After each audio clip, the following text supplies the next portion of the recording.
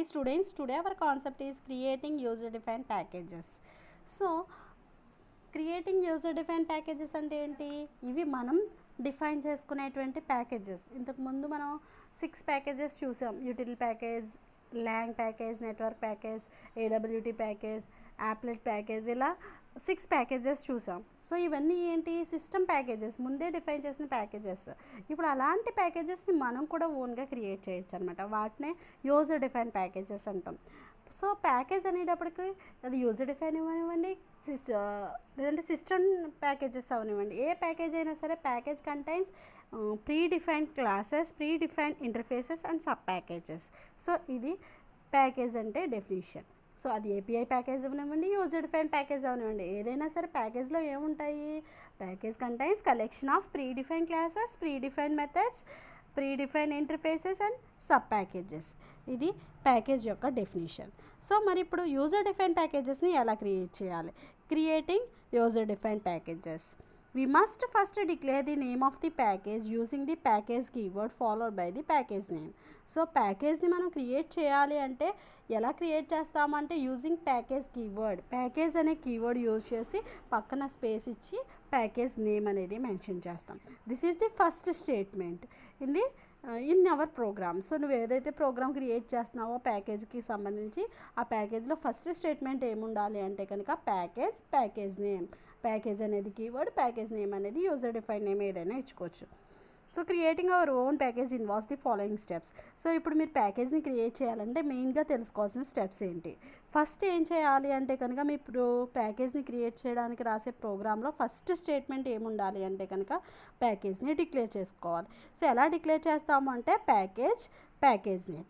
Package is a keyword, package name is user define name. మీకు నచ్చిన name ఏదైనా పెట్టుకోవచ్చు.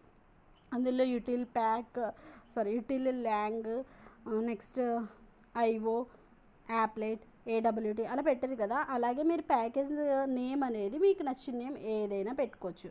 సో ఈ విధంగా డిక్లేర్ చేసుకోవాలన్నమాట. ఫస్ట్ ప్యాకేజ్ నేమ్ రాయాలి ప్రోగ్రాంలో.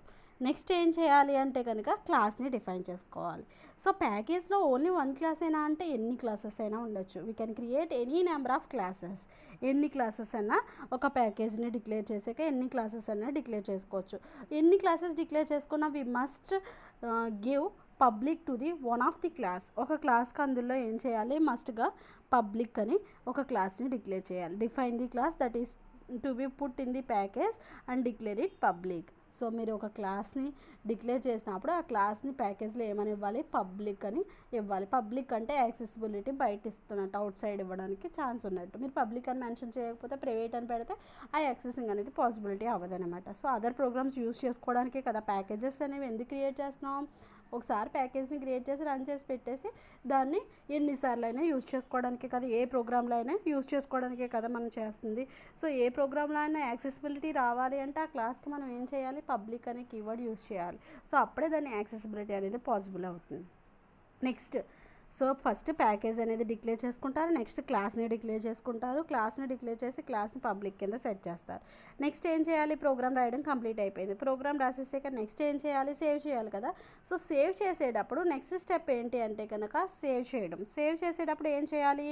ఒక డైరెక్టరీలో డి కానీ, సి కానీ, ఈ కానీ ఏదో ఒక డైరెక్టరీలో స్టోర్ చేస్తారు. మరి డైరెక్టరీలో డైరెక్ట్గా స్టోర్ చేస్తారా? లేదు. డైరెక్టరీలో ఏం చేస్తారు? ఒక ఫోల్డర్ క్రియేట్ చేస్తారు. సో ఆ ఫోల్డర్ని ఇక్కడ ఏమని చెప్తున్నా అంటే సబ్ డైరెక్టరీ అంటున్నాం. So create a sub directory under the directory where the main source files are stored. So ఇక్కడ మనం ఏం చేయాలి? సబ్ డైరెక్టరీని క్రియేట్ చేయాలి. Sub directory is nothing but ఫోల్డర్ని క్రియేట్ చేయాలి. డి కానీ, ఈ కానీ ఏదో ఒక డైరెక్టరీని తీసుకుని ఆ డైరెక్టరీలో ఏం చేయాలి? ఫోల్డర్ని క్రియేట్ చేయాలి. సో ఎక్కడైతే సేవ్ చేయాలనుకుంటున్నారో ఆ ఫోల్డర్ని ఆ డైరెక్టరీలో సేవ్ చేసి పెడతాం. సో ఆ డైరెక్టరీ అంటే డి కానీ, ఈ కానీ అది తీసుకుని అందులో ఏం చేయాలి? ఫోల్డర్ని క్రియేట్ చేయాలన్నాం కదా. ఫోల్డర్ నేమ్ ఎలా క్రియేట్ చేస్తారు అంటే కనుక ప్యాకేజ్ నేమ్ ఏమైతే ఇచ్చారో అదే ఫోల్డర్ నేమ్ అవ్వాలి. ఇక్కడ మీరు ప్యాకేజ్ నేమ్ ఏదైతే ఇచ్చారో అదే ఫోల్డర్ నేమ్ అవ్వాలి. కంపల్సరీగా sub directory name match with ప్యాకేజ్తో మ్యాచ్ అవ్వాలి. ఈ ఫోల్డర్ నేము ప్యాకేజ్ నేమ్ ఒకటే ఉండాలి.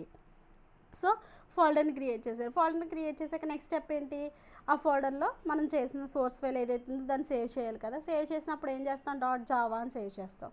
జనరల్గా మన ప్రోగ్రామ్స్ని మెయిన్ మెథడ్ ఏదైతే క్లాస్కి ఉందో ఆ క్లాస్తోనే సేవ్ చేయాలి అని చెప్పాం.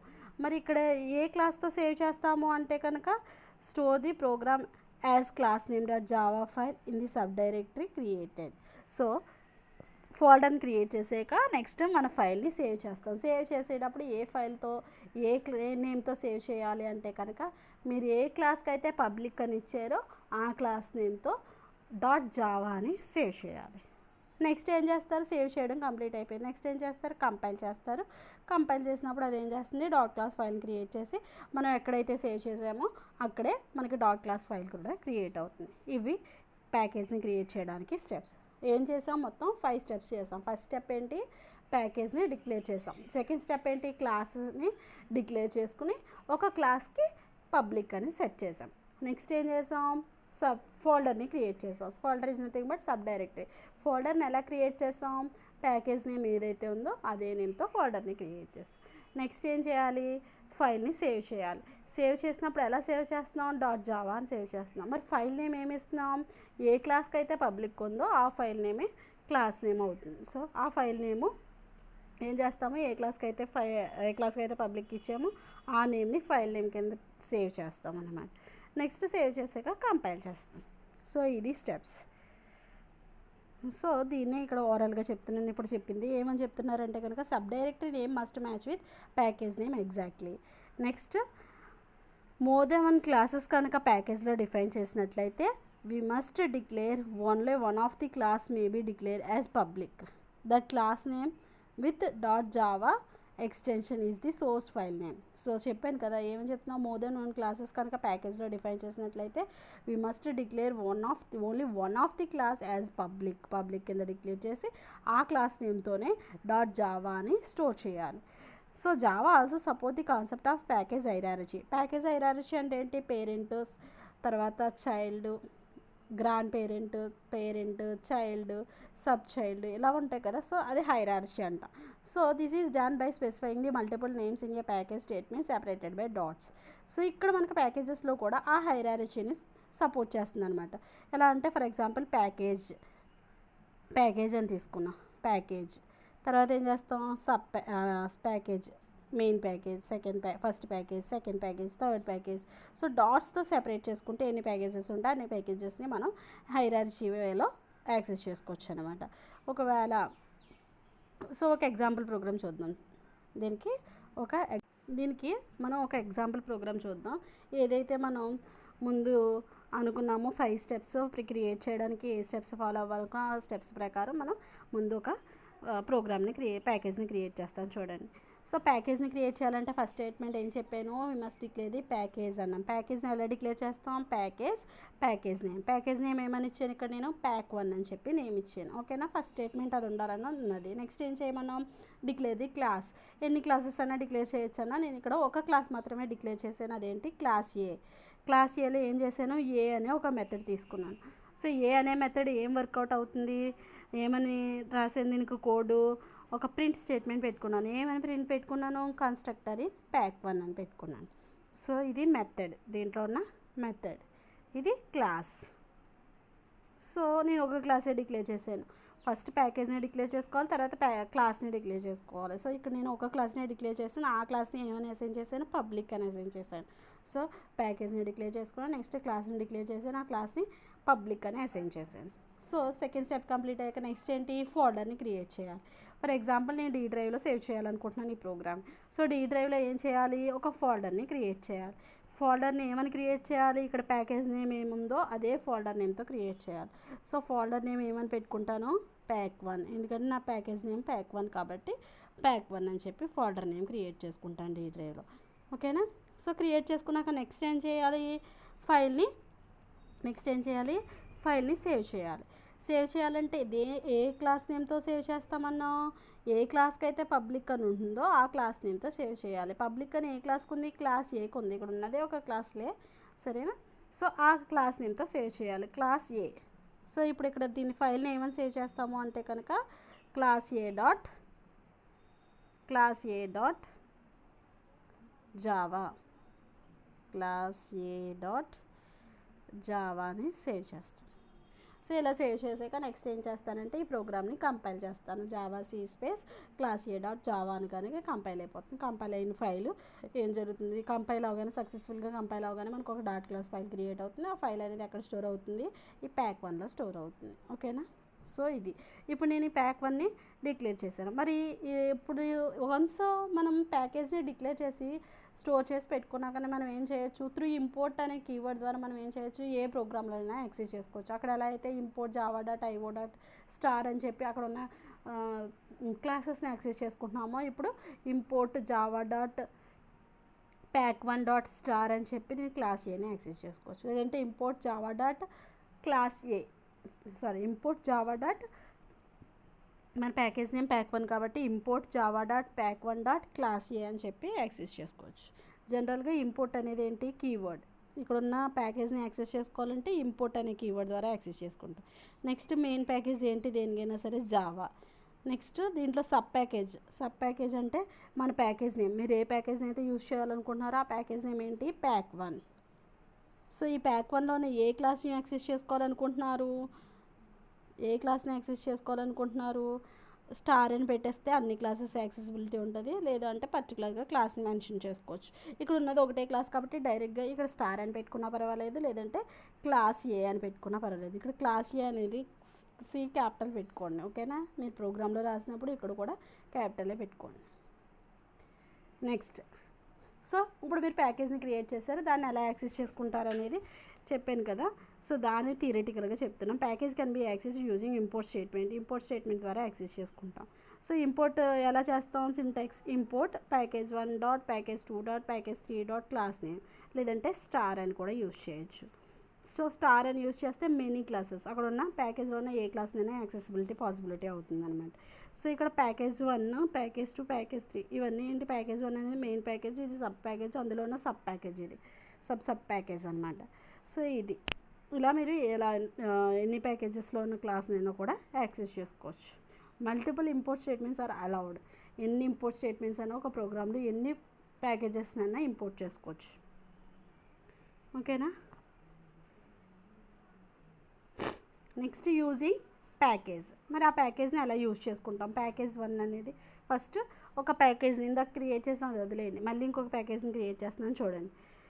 ప్యాకేజ్ ఫస్ట్ స్టేట్మెంట్ ఏంటి, ప్యాక్ 1 ప్యాకేజ్ నేమ్ ఏం తీసుకున్నాను, ప్యాక్ 1. ఇక్కడ క్లాస్ ఏం తీసుకున్నాను, ఏ అని తీసుకున్నాను, క్లాస్ నేమే క్లాస్ ఏ అని తీసుకున్నాను. మెథడ్ ఏం తీసుకున్నాను, డిస్ప్లే మెథడ్లో ఏం స్టేట్మెంట్ పెట్టుకున్నాను, ప్రింట్ స్టేట్మెంట్. ఏంటది, క్లాస్ ఏ అనేది ప్రింట్ అవ్వాలి. ఎప్పుడైతే డిస్ప్లే అనే స్టేట్మెంట్ని కాల్ చేస్తానో అప్పుడు ఆటోమేటిక్గా ఏం ప్రింట్ అవుతుంది, క్లాస్ ఏ అనేది ప్రింట్ అవుతుంది. సో ఇది ఇందులో ఉన్న మెథడ్, ఇది క్లాస్, ఇది ప్యాకేజ్.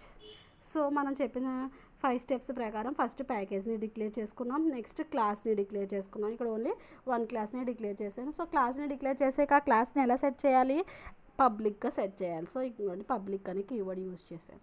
సో ఈ క్లాస్ ఏలో ఉన్న మెథడ్ ఏంటి, డిస్ప్లే. ఓకేనా. సో ఇప్పుడు ఇలా క్రియేట్ చేసేసాను కదా. క్రియేట్ చేసాక నెక్స్ట్ ఏం చేయాలి, sub directory which is nothing but ఫోల్డర్ని క్రియేట్ చేయాలి. ఫోల్డర్ నేమ్ ఏమని పెడతాం, ప్యాక్ 1 అని సేవ్ చేస్తాం.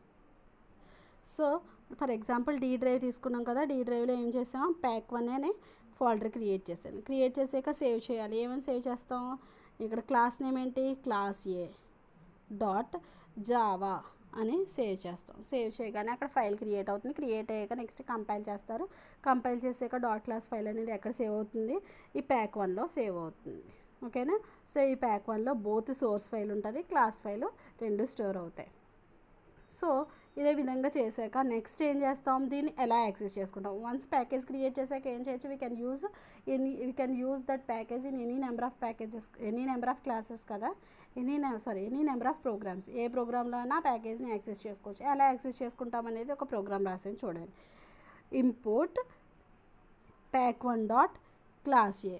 సో ఇక్కడ నేను మెయిన్ ప్యాకేజ్ ఏమీ క్రియేట్ చేయలేదు, డైరెక్ట్ ప్యాక్ 1 అన్నాను. అక్కడ వేరే ప్యాకేజ్లో ప్యాక్ 1లో ప్యాక్ 2 అనేది అలా ఏం చేయలేదు. డైరెక్ట్గా నేను క్రియేట్ చేసిందే ఒకటే ప్యాకేజ్, ఇన్సైడ్ ప్యాకేజ్లో ఏమీ నేను ప్యాకేజ్ని క్రియేట్ చేయలేదు కాబట్టి డైరెక్ట్గా మెయిన్ ప్యాకేజే ఏమవుతుంది అంటే pack1 అవుతుంది. ఇంపోర్ట్ pack1 డాట్ అక్కడ మనం క్రియేట్ చేసిన క్లాస్ నేమ్ ఏంటి class A. So dot class A అని చెప్పి ఫస్ట్ ఇంపోర్ట్ చేసుకున్నాను. సో ఇంపోర్ట్ చేసుకున్నాను కాబట్టి ఇప్పుడు క్లాస్ ఏలో ఉండేటువంటి ఎప్పుడైతే ఈ విధంగా ఇంపోర్ట్ చేసుకున్నానో అప్పుడు నేను ఏం చేయొచ్చు, ఎప్పుడైతే ఈ విధంగా నేను క్లాస్ ఏని ఇంపోర్ట్ చేసుకుంటానో అప్పుడు దీంట్లో ఉన్న మెంబర్స్ అన్నిటిని యాక్సెస్ చేసుకుంటాను. ఎలా యాక్సెస్ చేసుకోగలుగుతాను అంటే కనుక ఈ క్లాస్కి ఆబ్జెక్ట్ని క్రియేట్ చేసి అక్కడ ఉన్న మెంబర్స్ అన్నిటిని కూడా యాక్సెసిబిలిటీ చేసుకోవచ్చు అనమాట. We can not write that code another time. So డైరెక్ట్గా నేను అక్కడ ఉన్న కోడ్ ఏమీ రాయక్కర్లేకుండా జస్ట్ ఈ ఇంపోర్ట్ స్టేట్మెంట్ ద్వారా అక్కడ ఉన్న కోడ్ని నేను యూజ్ చేసుకోగలుగుతాను with the help of object create చేసి ఆ క్లాస్కి యూజ్ చేసుకోగలుగుతాను. సో ఇప్పుడు నేను ఇక్కడ క్లాస్ క్రియేట్ చేసుకుంటున్నాను, ఒక ప్రోగ్రామ్ రాస్తున్నాను. ఏంటి అంటే కనుక డెమో అని చెప్పి క్లాస్ నేమ్ ఇచ్చాను, మెయిన్ మెథడ్ రాసుకున్నాను. సో ఇప్పుడు నేను అక్కడ ఉన్న కోడ్ని యూజ్ చేసుకోవాలనుకుంటున్నాను కాబట్టి ఇప్పుడు ఏం చేయాలి, ఆ క్లాస్ ఏదైతే ఉందో దానికి ఆబ్జెక్ట్ క్రియేట్ చేయాలి. ఇక్కడ క్లాస్ నేమ్ ఏంటి క్లాస్ ఏ, ఆబ్జెక్ట్ నేమ్ ఓబీ అని తీసుకున్నాను is equal to new class name ఏంటి క్లాస్ ఏ కాబట్టి క్లాస్ ఏ ఓపెన్ పారాన్సిస్ క్లోజింగ్ పారాన్సిస్ ఆబ్జెక్ట్ని క్రియేట్ చేశాను. సో ఆబ్జెక్ట్ నేమ్ ఏంటి ఓబీ. సో ఇప్పుడు నేను ఏం చేయొచ్చు, ఇక్కడ ఆబ్జెక్ట్ నేమ్ యూజ్ చేసుకుని ఆబ్జెక్ట్ నేమ్ డాట్ అక్కడ ఉన్న మెథడ్ నేమ్ యాక్సెస్ చేసుకోవచ్చు. ఆబ్జెక్ట్ నేమ్ ఏంటి ఓబీ డాట్ అక్కడ ఏం మెథడ్ ఉంది డిస్ప్లే అనే మెథడ్ రాసాం కాబట్టి ఓబీ డాట్ డిస్ప్లే అని యాక్సెస్ చేసుకుంటాం. సో దీని క్లోజింగ్ ఇది జస్ట్ నేను ఏం చేస్తున్నాను, ప్రోగ్రామ్ని అక్కడ ఏదైతే ప్యాకేజ్ రాసుకున్నానో ఆ ప్యాకేజ్ని ఇక్కడ యాక్సెస్ చేసుకుంటున్నాను అంతే. ఇంక ఎనదర్ కోడ్ ఏమీ రాయట్లేదు. జస్ట్ నేను ఇంతకుముందు క్రియేట్ చేసిన ప్రోగ్రామ్ ఏదైతే ఉందో ఆ ప్రోగ్రామ్ని ఇక్కడ యాక్సెస్ చేసుకోవడం కోసం త్రూ ఇంపోర్ట్ స్టేట్మెంట్ ద్వారా యాక్సెస్ చేసుకుని ఆబ్జెక్ట్ క్రియేట్ చేసి అక్కడ ఉన్న మెథడ్ని యాక్సెస్ చేసుకున్నాను.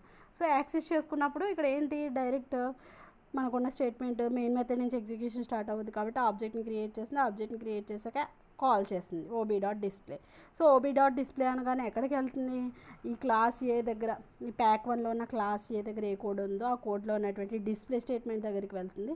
డిస్ప్లే స్టేట్మెంట్ దగ్గరికి వెళ్ళగానే ఇక్కడ డిస్ప్లే కోడ్ ఏంటి, ఎప్పుడైతే అది కాల్ చేసింది ఇక్కడికి వస్తుంది. ఇక్కడికి రాగానే ఈ కోడ్ దగ్గర ఏమనుంది system.out.println క్లాస్ ఏ అని ఉంది.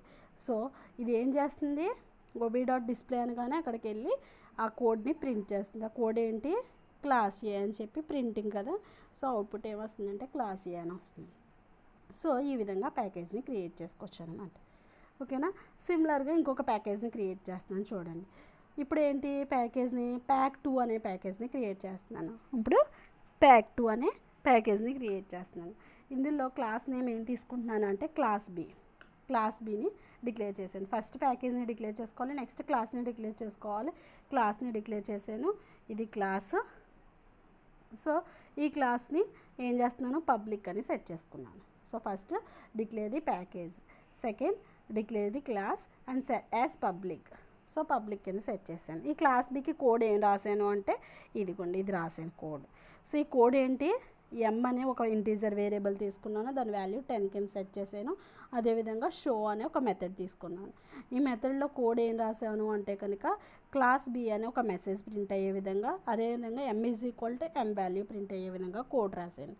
సో ఇది ఈ ప్యాకేజ్ని క్రియేట్ చేశాను. ఈ ప్యాకేజ్ని క్రియేట్ చేసాక నెక్స్ట్ ఏం చేయాలి, ప్యాకేజ్ని సేవ్ చేయాలి. సేవ్ చేసినప్పుడు ఏ ఫోల్డర్ నేమ్తో సేవ్ చేస్తాం, pack2 అనే ఫోల్డర్ నేమ్ క్రియేట్ చేసుకుని pack2లో ఫర్ ఎగ్జాంపుల్ దీన్ని ఎక్కడ సేవ్ చేస్తున్నాను అంటే కనుక ఈ డ్రైవ్లో సేవ్ చేస్తున్నాను అనుకుందాం. ఈ డ్రైవ్లో నెక్స్ట్ ఏం చేయాలి, ఫోల్డర్ని క్రియేట్ చేయాలి. ఫోల్డర్ నేమ్ ఏం పెట్టాలి, ప్యాకేజ్ నేమ్ ఏముందో అదే పెట్టాలి. ప్యాకేజ్ నేమ్ pack2 కాబట్టి pack2 అని ఫోల్డర్ క్రియేట్ చేసాక నెక్స్ట్ ఏం చేయాలి, ఫైల్ని సేవ్ చేయాలి ఫోల్డర్లో. సో ఫోల్డర్లో సేవ్ చేసినప్పుడు ఏ నేమ్తో సేవ్ చేస్తాం, పబ్లిక్ అనే క్లాస్ ఏదైతే ఉందో దాని నేమ్తో సేవ్ చేయాలి. ఆ నేమ్ ఏంటి క్లాస్ బి.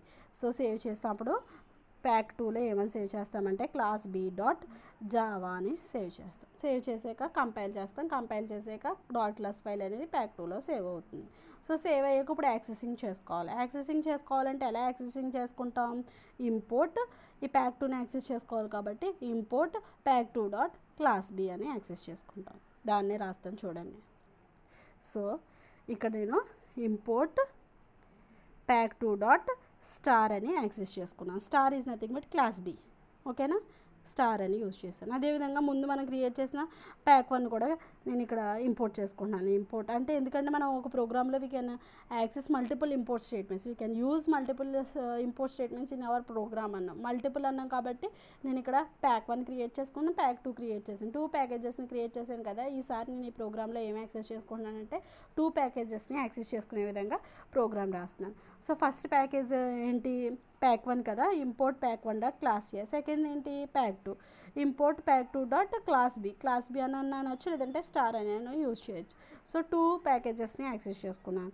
సో దీనికి నేమ్ ఏమని ఇచ్చాను అంటే కనుక ప్యాక్ డెమో అని ఇచ్చాను. సో ప్యాక్ డెమో అని ఇచ్చి ఇక నేను పబ్లిక్ అని పెట్టలేదు, ఎందుకంటే ఇట్ ఈస్ నాట్ ప్యాకేజ్ కాదు కాబట్టి నాకు నచ్చినట్టు రాసుకోవచ్చు. సో ఇక్కడ క్లాస్ ప్యాక్ డెమో, ఇప్పుడు నేను క్రియేట్ చేసుకున్న క్లాస్ ఏంటి, ప్యాక్ డెమో. ఈ ప్యాక్ డెమోలో నేను 2 ప్యాకేజెస్ని యూజ్ చేసుకున్నాను, ఒకటి ప్యాక్ 1, ఇంకొకటి ప్యాక్ 2. సో రెండింటిని ఇంపోర్ట్ చేసుకున్నాను. ఇంపోర్ట్ చేసుకున్నాక క్లాస్ నేమ్ ఏంటి, ప్యాక్ డెమో అని పెట్టాను, మెయిన్ మెథడ్ రాసాను. సో ఇప్పుడు నేను క్లాస్ ఏలో ఉండేటువంటి మెథడ్స్ని యాక్సెస్ చేసుకోవాలన్నా, ప్యాక్ 2లో ఉన్న క్లాస్ బిలో ఉన్న మెథడ్స్ని యాక్సెస్ చేసుకోవాలన్నా నేను ఏం చేయాలి, వాటికి ఆబ్జెక్ట్స్ని క్రియేట్ చేయాలి. సో ఫస్ట్ క్లాస్ ఏకి ఆబ్జెక్ట్ని క్రియేట్ చేస్తాను. క్లాస్ ఏ ఓబిఏ అనేది object name is equal to new class A. So దీనికి ఆబ్జెక్ట్ని, క్లాస్ ఏకి ఆబ్జెక్ట్ని ఏం క్రియేట్ చేశాను, ఓబిఏ అని ఆబ్జెక్ట్ని క్రియేట్ చేశాను. అదేవిధంగా క్లాస్ బీకి ఓబీబీ అని చెప్పి ఆబ్జెక్ట్ని క్రియేట్ చేశాను. ఓకేనా, ఓబిఏ అనేమో క్లాస్ ఏకి, ఓబీబీ అని క్లాస్ బీకి క్రియేట్ చేశాను. ఓబిఏ అని క్రియేట్ చేశాను కదా. సో ఇప్పుడు మనం ఇందాక ప్యాక్ 1లో ఏ మెథడ్ ఉంది, డిస్ప్లే అనే మెథడ్ ఉంది. సో డిస్ప్లే అని ఉంది. సో ఇప్పుడు ఇక్కడ ఉన్న డిస్ప్లేని యాక్సెస్ చేసుకోవాలంటే ఏమనాలి, అక్కడ మనం ఓబిఏ అని ఆబ్జెక్ట్ని క్రియేట్ చేస్తాం కాబట్టి ఓబిఏ డాట్ డిస్ప్లే అనగానే నాకు క్లాస్ ఏ అని ప్రింట్ అవుతుంది. నెక్స్ట్ ఓబీబీ డాట్ షో అంటాను. ఓబీబీ డాట్ షో అనగానే ఏమొస్తుంది, class B M is equal to 10 అని ప్రింట్ అవుతుంది. దీని అవుట్పుట్ జనరల్గా ఏంటి, ఇది ఎప్పుడైతే షో అనేది ఇంప్లిమెంట్ అయిందో అప్పుడు అవుట్పుట్ ఏమని వస్తుంది, class B M is equal to M value అంతా 10 కాబట్టి 10 అని వస్తుంది. సో ఇక్కడ ఉన్న మెథడ్, క్లాస్ బిలో ఉన్న మెథడ్ షో, క్లాస్ ఏలో ఉన్న మెథడ్ ఏంటి, డిస్ప్లే. సో ఇదిగోండి చూడండి, ఓబిఏ డాట్ డిస్ప్లే అంటే ఏంటి, క్లాస్ ఏలో ఉన్న డిస్ప్లే మెథడ్ని కాల్ చేశాను. డిస్ప్లే మెథడ్లో ఏముంది, క్లాస్ ఏ అని ఉంది కాబట్టి అవుట్పుట్లో క్లాస్ ఏ అని ప్రింట్ అయింది. నెక్స్ట్ ఓబీబీ డాట్ షో అన్నాను. ఓబీబీ డాట్ షో అంటే ఏముని స్టేట్మెంట్స్ రాసాము, system dot out dot print LN class B అని రాసాం, system dot out dot print LN M is equal to M value print చేసాం. So అందుకే ఇక్కడ మనకి class B M is equal to 10 అని ప్రింట్ అయింది. సో ఈ విధంగా మనం ఒక క్లాస్లో ఎన్ని ప్యాకేజెస్ అయినా ఇంపోర్ట్ చేసుకోవచ్చు. Once we can create a program they can be used in once we can create a package they can be used in any number of programs. So అందుకే మనకి ఇక్కడ ఏమైంది, కోడ్ అనేది రెడ్యూస్ అవుతుంది, length reduce అవుతుంది, అదేవిధంగా code execution time కూడా తగ్గుతుంది అనమాట, రెడ్యూస్ అవుతుంది. ఎలా అనేది తెలిసింది కదా. ఇప్పుడు నేను ప్యాక్ 1 ప్యాక్ 2 రాసాను, ఇక్కడ డిస్ప్లే అని యాక్సెస్ చేసుకున్నాను కానీ డిస్ప్లేకి కోడ్ రాసానా, షో అని యాక్సెస్ చేసుకున్నాను కానీ షోకి కోడ్ రాసానా, లేదు, ఆల్రెడీ అక్కడ ఉన్నది, దాన్ని మనం ఇక్కడ డైరెక్ట్ యాక్సెస్ చేసేసుకున్నాం. సో దీనివల్ల ఏమైంది, లెంత్ అనేది తగ్గింది. ఇక్కడ సింగిల్ లైనేలే, జనరల్గా ప్రోగ్రామ్ రాసినప్పుడు ఎన్ని లైన్స్ అయినా ఉండొచ్చు, ఇక్కడ సింగిల్ లైన్ కోడే యూజ్ చేసాము మీకు ఈజీగా అర్థం అవడం కోసం. ఒకవేళ ఇలా 100 లైన్స్ ప్రోగ్రామ్ని డైరెక్ట్గా ఈ విధంగా యాక్సెస్ చేసుకుంటే మనకి చాలా లెంత్ తగ్గుతుంది, చాలా కోడ్ తగ్గుతుంది, సో టైం కన్స్యూమింగ్ కూడా తగ్గుతుంది. సో ఇది ప్యాకేజెస్, క్రియేటింగ్ ప్యాకేజెస్ ఈ విధంగా క్రియేట్ చేసి యూజ్ చేసుకోవచ్చు అనమాట.